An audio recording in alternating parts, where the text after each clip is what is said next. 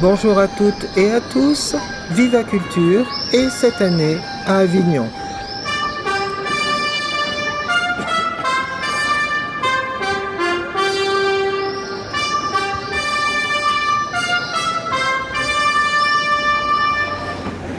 Yasmine Yerkatem, bonjour.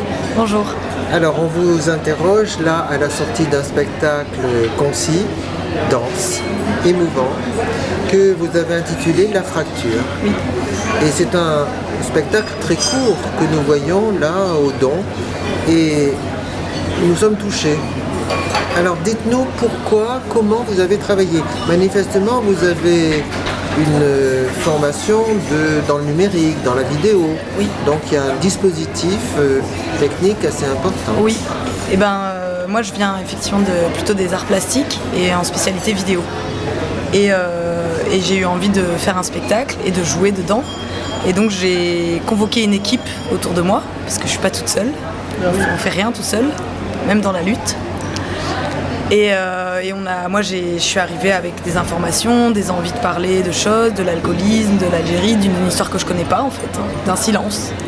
Et puis j'ai travaillé avec une équipe de 6 personnes, dont 3 spécialistes du théâtre, un spécialiste de la vidéo et un spécialiste du son. Et ensemble on a travaillé, on a fait des laboratoires de recherche, on a essayé des choses et puis on a ensemble écrit ce spectacle. Oui, oui. Alors ce qui est très frappant pour nous, c'est que vous dites des choses très graves, en fait, Oui. très intenses, mais avec une simplicité et puis peu de mots, peu évidemment d'action, mais avec une économie d'expression. Mais alors c'est d'autant plus... En fait, comme la thématique c'était aussi le silence de mon père et au-delà de mon père, universellement, les silences en général de nos histoires qui sont bafouées, qui sont mal racontées, ou qui sont pas racontées par les bonnes personnes et les histoires qui se perdent. Et du coup, on a travaillé sur comment utiliser ce silence aussi dans la scène, comment faire sentir au public le silence dans lequel moi j'ai grandi. Et je crois qu'on a réussi du coup. Ce qu'il y a, c'est que d'emblée, vous nous mettez dans l'émotion. Enfin, du moins pour moi, j'ai été très touché de revoir la Coupe du Monde de 98, avec cette explosion de joie, cette victoire, de revoir tous ceux qui sont devenus vieux, mais les héros de l'époque dans l'équipe de foot. Pourquoi ce choix ? Parce qu'il y avait, en 98, en 98, il y avait un peu l'espoir... d'une France moins raciste, de black blanc beurre, C'est vrai. d'un mythe qui s'est effondré aujourd'hui, on le sait, avec l'islamophobie montante et la haine de l'autre. Et donc on a réfléchi un peu à la figure surtout de Zidane, qui est kabyle en fait, et qui est le héros national encore maintenant. J'ai beau jouer devant des gens qui n'étaient même pas nés en 98 et qui connaissent Zidane et qui savent qu'il a été important. Et puis après on a creusé encore plus, c'est-à-dire que pour moi, dans une pensée même politique des choses, il y a les bons arabes et les mauvais. Et les bons, c'est ceux qui servent la France, Zidane, Thuram, Mbappé aujourd'hui. Oui. Et comment en fait on utilise que le bon côté des gens et qu'on se dit lui il est bien, lui il est pas bien. Et donc voilà, il y avait cette figure de Zidane qui en plus était importante pour moi parce que je faisais du foot petite. Oui, c'est ça. Et donc c'était... moi je suis arrivée à l'école le lendemain de la Coupe du Monde, j'étais fière d'être kabyle, c'était peut-être la première fois de ma vie, j'ai grandi dans un petit village du sud de la France, on n'était pas beaucoup d'Algériens, il y avait moi et mes cousins, et en un coup on était les héros de la cour de récré, histoire d'un jour. Oui. Et c'était beau, ouais. Oui. Et donc voilà, après ce mythe s'est effondré et on sait dans quoi on est aujourd'hui. Faire des parallèles avec ce qui se passe en Palestine, c'est très facile de voir. Oui. Pourquoi vous dites que ce mythe s'est effondré ? Parce que quand même les gens sont encore fiers de Zidane. Oui, mais par contre, est-ce qu'ils sont fiers de toutes les... En fait, on nous demande de rentrer chez nous. Moi, on m'a dit de rentrer chez moi, mais chez moi, c'est ici. Bien sûr. Et donc, je crois qu'il y a un racisme montant, on va pas se le cacher. Il y a des gens qui ont oublié les histoires, que ce soit l'histoire juive, que ce soit l'histoire des colonies et les massacres qu'il y a pu avoir et qui répètent des oppressions sans cesse. Et aussi, moi, je crois que c'est important de dire qu'on n'est pas une seule chose, ça serait facile s'il y avait des bons et les mauvais. Bien Ça sûr. serait beaucoup plus simple, mais c'est pas le cas. Mais non. Et c'est ça qui est beau chez l'homme. Bien Je crois sûr. que l'homme détruit la planète et qu'on est la pire espèce sur Terre, mais ça Oui. c'est mon avis. Oui. Alors vous avez choisi comme scénographie donc de dessiner sur le sol de la scène un stade, un gymnase, Un terrain de foot. Un terrain de foot, Ouais. voilà. Merci. Et tout se passe là. Votre père est au milieu, comme là où ça commence, les matchs de foot, effectivement, et ça marche très très très bien. C'est-à-dire, expliquez-moi un peu le ressort de cette scénographie. L'idée c'était comme on entre dans le spectacle avec cette Coupe du Monde de 98, cette célébration qui a mis les gens ensemble et qui a Bien convoqué, sûr. je veux dire, Zidane était projeté sur la Tour Eiffel, c'était quand même pas tout rien. à fait, Enfin, oui, c'était oui. la Oui. fierté des doubles pays, de plein de choses, des Arabes et des Kabyles aussi. Enfin, Oui. il y avait- au-delà des Français et des Algériens, Bien voilà, sûr. on connaît l'histoire coloniale, on sait que la France et l'Algérie c'est une histoire Difficile. difficile, qui n'est toujours pas enseignée, qui n'est Complètement. toujours pas racontée par les gens qui l'ont vécu. Et le stade de foot, ça permet de jouer un match en fait. Moi je rejoue un match. Voilà, je c'est remets, ça. C'est ça. les comptes à zéro.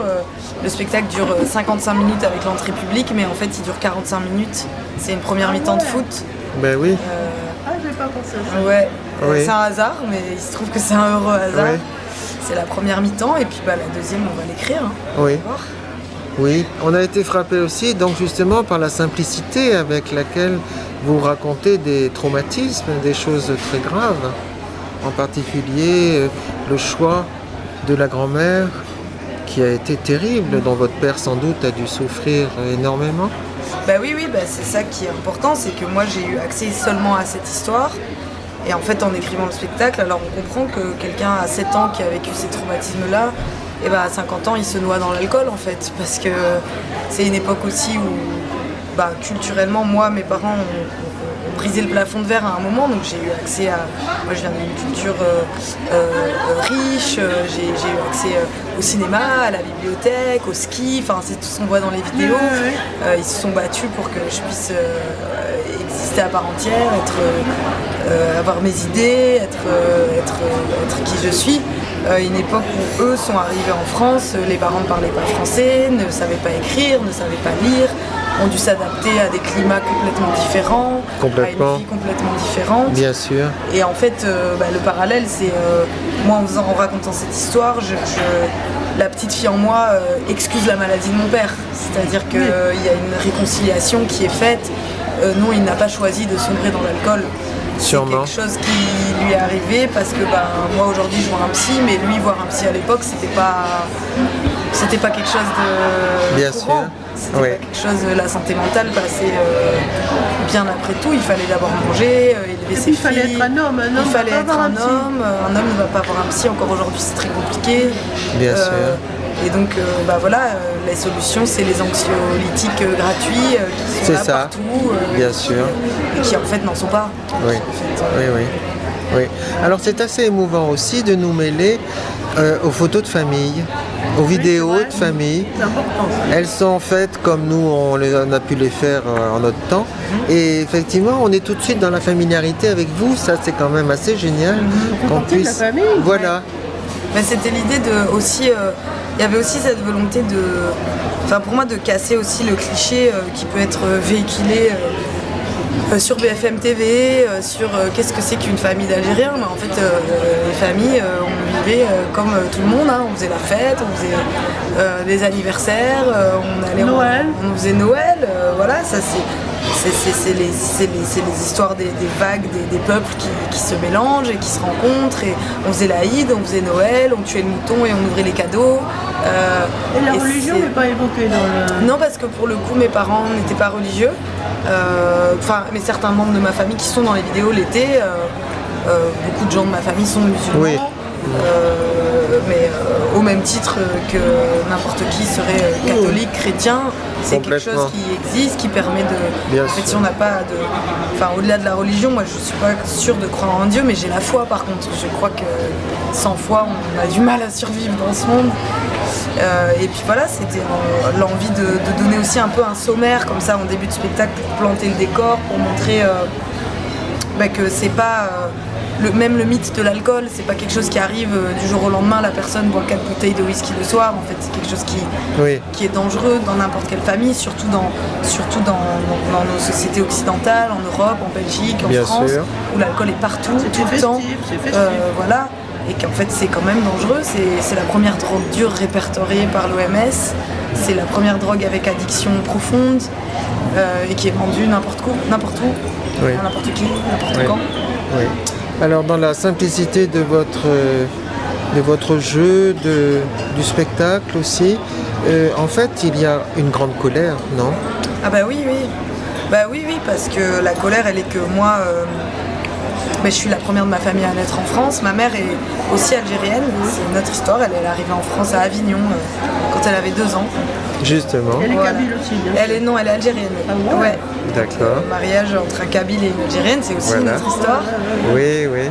Mais ils ont été très amoureux, ils ont fait 2 enfants ensemble, ils ont vécu 30 ans ensemble. Ils se sont séparés à cause de l'alcool. Oui. Ma mère est partie au bout d'un moment parce que c'est invivable. Et voilà. Il y a de la colère parce qu'il y a de la colère contre, en fait, à la base, au début du spectacle, quand j'ai commencé à écrire, il y avait de la colère contre mon père. Aujourd'hui, il y a de la colère contre un État qui n'a pas permis à ces gens-là de s'en sortir. Et donc, je suis en colère. Je suis en colère parce que les histoires se répètent de nouveau, parce que c'est important de connaître les histoires pour pas les répéter. Oui, c'est vrai. Parce que en fait, si on connaît pas d'où on vient, on sait pas comment bien faire. Oui. Aujourd'hui, moi,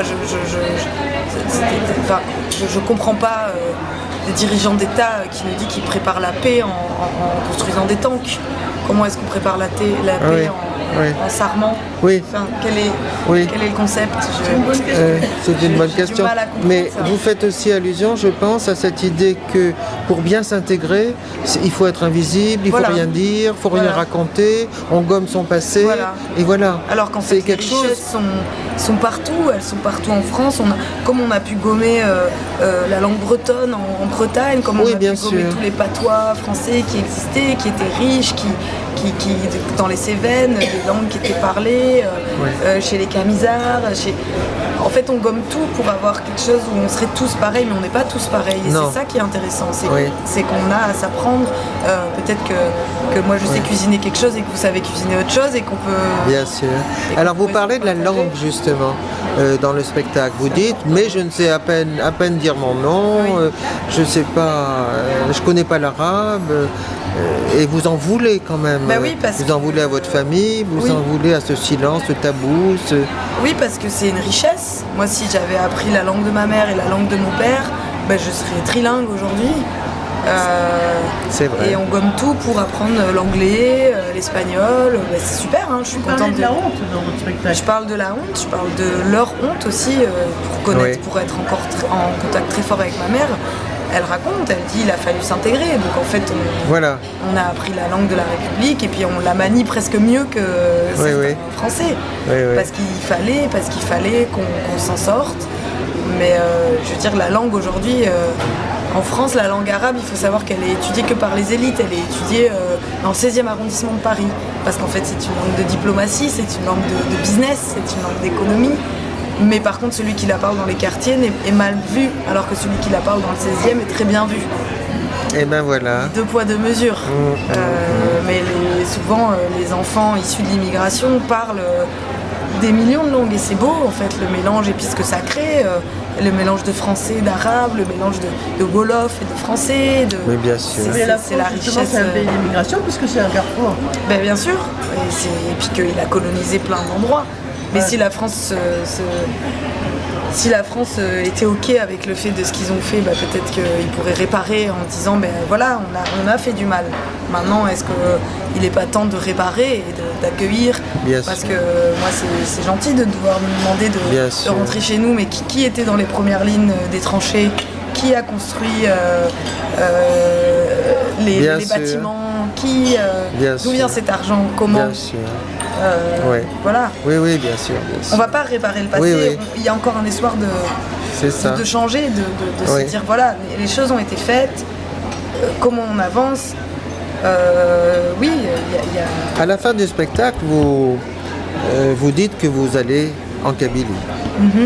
Donc il y a une note peut-être, je ne sais pas si de l'espoir Ça d'ailleurs. nous fait plaisir. Ça fait plaisir, Ah oui, oui, parce oui. que en fait c'est une boucle, vous retournez là Oui. où des choses terribles se sont passées Oui. d'ailleurs, mais toute une histoire aussi, toute une civilisation, toute une Oui, culture. oui. Moi, je pense, je sais pas exactement la date précise. On a choisi le 12 parce que c'est la date de la Coupe du Monde 98 et puis c'est la vraie date de mort de mon père, 12 juillet. Et donc on a bouclé dans C'est la ça. pièce de théâtre une date qui est le 12 juillet. Oui. C'est un voyage que je vais faire à un moment donné, que ce soit en Kabylie ou en Algérie chez ma mère, parce qu'en fait c'est de là que je viens, que tout chez moi vient et qu'aujourd'hui je suis très française, mais ma part arabe et kabyle, elle est où? Oui, oui, Qu'est-ce oui. que je vais pouvoir enseigner à mes enfants comme langue, comme patrimoine? Oui. Je sais pas faire la galette, je sais pas, Oui, oui. je sais pas faire du bendir. Alors que c'est les femmes kabyles, on en parlait, jouer du bendir, c'est pas rien. Ouais. C'est pas rien de jouer tout ça. D'habitude, les Kabyles n'ont pas le droit de se marier avec un arabe. Non, mais bon, comme les catholiques C'était et les un peu, protestants, et comme, C'était un peu évolué vos parents pour faire ça. ouais, comme dans n'importe quelle histoire d'amour, Roméo et Juliette, voilà. Bien sûr, Oui. mais Les c'est quand même Capulets, les exceptionnel. Montaigu. C'est quand même la Je crois que modernité aussi. je crois que Ouais. ça arrive de tout temps. Enfin, Oui. Et alors vous avez prévu un spectacle, une sorte de suite, parce qu'évidemment la brièveté du spectacle nous a surprise. Donc peut-être un autre spectacle. mais oui, je suis en train de travailler sur un deuxième spectacle où là, ma mère va monter sur scène avec moi. Ah ouais. Oui, voilà. Elle aura 70 ans quand le spectacle va sortir. Elle a fait un peu de théâtre en amatrice, comme ça, adulte, mais ça va être la première fois où elle fera du théâtre professionnel, on va dire. Et Oui, là, oui. c'est l'idée elle vient de Avignon. L'histoire est différente. Elle est arrivée quand elle avait 2 ans, donc elle a très peu de souvenirs Oui. de l'Algérie. Et elles sont chez elle, c'est ici, c'est la Provence. Et ma mère est fan de livres et de littérature, et c'est quelque chose qu'elle m'a beaucoup donné. On lit beaucoup, on s'échange beaucoup de livres, on discute beaucoup, et le titre du spectacle va s'appeler Les châteaux de ma mère, Ah, justement. en clin d'œil à Marcel Pagnol, Bien sûr. qui a fait La gloire de mon père, Les châteaux de ma mère, parce qu'ils viennent de la même région. C'est ça. Et quand ma mère parle de la Provence, on pourrait croire qu'elle a tiré les descriptions de la Provence d'un livre de Marcel Pagnol. Voilà, après l'histoire est totalement différente et on va s'amuser à tirer des liens aussi Oui, oui. entre tout ça. Oui, c'est ça. Vous parliez de votre grand-mère. Je vous questionnais sur votre grand-mère. On l'entend pas. Ma grand-mère, non, mais mes grands-mères, malheureusement, j'ai plus de grands-parents. Ma grand-mère, ma dernière grand-mère maternelle avec qui j'ai grandi, la mère de ma mère, est décédée l'année passée, le même jour et la même heure que mon père, par ailleurs. C'est assez dingue. Oui, oui. On dit dans l'islam que quand quelqu'un meurt, il y a quelqu'un qui vient lui ouvrir la porte, et donc on pense que mon père, qui était grand ami avec sa belle-mère, est venu ouvrir la porte à sa belle-mère. C'est beau, oui. Donc c'est aussi fort parce qu'avec ma mère, on partage la date de mort d'un parent. Bien sûr. Et l'idée, c'est de leur donner une voix au-delà. Moi, je suis en train je pense que nos morts nous habitent et qu'ils sont là et qu'ils sont toujours présents. Et quand je joue ici à Avignon, c'est pas rien pour moi. C'est extraordinaire. C'est assez chargé, quoi, du coup, d'être dans les remparts, d'être dans le festival mondial du théâtre. C'est une fierté. Toute ma famille a vu le spectacle, du côté de mon père comme du côté de ma mère. Ils ont tous vu au moins 5 fois. Oui. Ils sont tous très fiers de ça. Oui. Oui, oui. Et quand vous jouez, vous avez fait des études de comédie, quand Mais même. non, en fait, non, j'ai fait un peu de cinéma. Et puis, j'ai surtout travaillé. J'ai surtout beaucoup travaillé. Parce que vous nous parlez de manière tellement naturelle, tellement Ça, simple et authentique. Ça, c'est aussi tout le travail d'équipe, d'être accompagné par des gens qui font du théâtre et qui m'ont accompagné à savoir comment poser la voix, comment parler, voilà. Ah voilà, comment Ouais, poser la voix. Parce qu'il me semble me souvenir, au moment aussi où vous hurlez votre colère, c'est face à la caméra. Oui. Il me semble. C'est face Parce à qu'on la la voit en gros plan. Oui, C'est pour face ça à que la vous le caméra. faites ainsi. Oui. Oui, Oui, oui. c'est ça. Ça multiplie, Oui, ça c'est agrandit ça agrandit, l'émotion. Oui, Voilà. c'est vrai. Oui. Merci. Merci beaucoup. Bah, merci à vous. Alors merci Yasmine, bravo. Bah merci. Voilà. Et puis on attend la suite. Bah oui, avec joie. Oui. Et alors le spectacle va sortir en septembre, donc on sera pas à Avignon l'année prochaine, mais peut-être dans 2 ans. voilà, c'est ça. Il y a une forme, j'espère. Et il y a une forme courte qui sort en septembre. On va faire 25 minutes dans un théâtre à Bruxelles qui s'appelle le Théâtre des Tanneurs. Ah oui. Voilà. Ma fille habite à Bruxelles. Ah d'accord. Je pense qu'elle a votre âge parce qu'elle est née en 89 et elle a fait une école d'art à Bruxelles. Ah oui, Et c'est comme ça qu'elle y est restée. Ah ben voilà, moi c'est pareil. Au Tanneur, oui. Vous étiez dans quelle école d'art? Moi j'étais à Tournai, dans une ville dans le Hainaut, aux Beaux-Arts de Tournai. Ah d'accord. Et elle a fait quelle école? Elle a fait d'abord la Cambre. Ah oui. Et après, une autre école d'art beaucoup plus moderne. Justement, il y avait de la vidéo. L'Insas. Non. Il y a plein d'écoles à Bruxelles. Ah oui. Plein d'écoles, ouais. En tous les cas, vous allez vous retrouver à Bruxelles. Bah oui, fin septembre si vous êtes là au Tanneur. Voilà. Avec grand plaisir. Pourquoi pas. Et bien Yasmine, un grand merci. Bah merci à vous. Voilà. Merci.